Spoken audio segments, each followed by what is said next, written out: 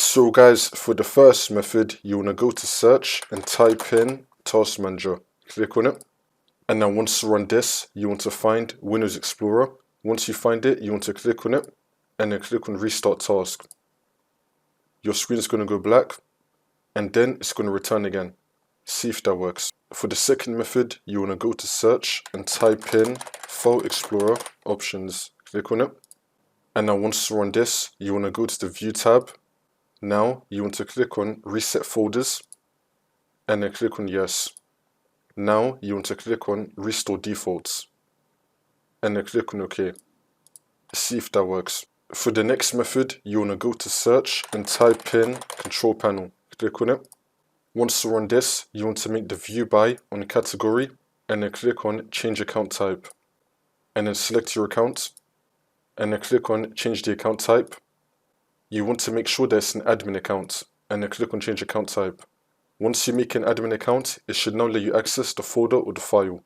For the next method, you want to find a folder you're having a problem with. You want to right click on it and then click on Properties and then click on Security and then click on Edit and then click on Add. In this box, you want to type in Everyone and then click on Check Names, which will then underline it and then click on OK.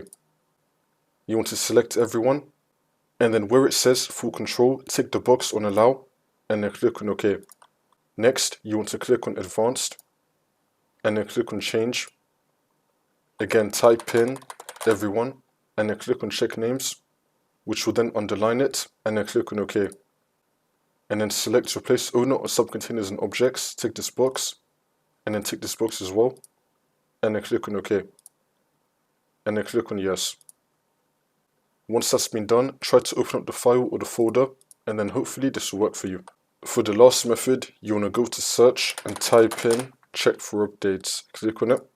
Once you run this, you want to click on Check for Updates. Make sure that your computer is fully up to date.